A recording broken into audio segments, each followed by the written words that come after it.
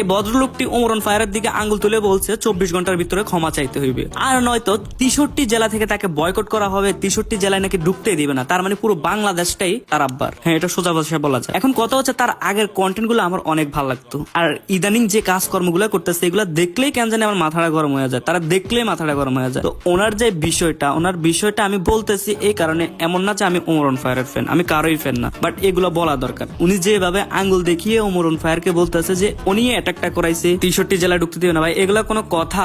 এসব content creator, TikToker এনে হ্যানে এই জেলা থেকে ওই জেলায় গিয়ে আগে অনেক রেকর্ড আছে যে মায়ের খাওয়া। তো এখন তুমি কিভাবে বুঝলা যে ওমর অন ফায়ারে তোমার উপর অ্যাটাকটা করাইছে? মানে মানুষ কোন লেভেলের আদায়রা হইলে হইতে পারে। তো সে যে মানবিক কাজগুলা করা, ওইগুলাকে আমি খারাপ কিছু বলবো না, বাট মানবিক কাজ করারও তো বিভিন্ন ওয়ে আছে ভাই। ও যে পথ বাইসা নিছে এখন, ওইটা মোটামুটি আমার মনে হচ্ছে না যে ঠিক পথ। এটা ওইটা আর ভিতরে যে লেভেলের একটা অহংকার, এই জন্য মিলিয়ন ভিউ দেয়া দেয়, এই জন্য ফলোয়ার্স দিয়া দেয়, এই যাও এই ভিডিও থেকে এত ফলোয়ার্স, এত মিলিয়ন ভিউ, এটা এত টাকা, এই একটা ফুল বেচে 6000 টাকা, এটা বেচে তো জাইঙ্গাটাও নিলামে, ওটা ফালতু কথাকার।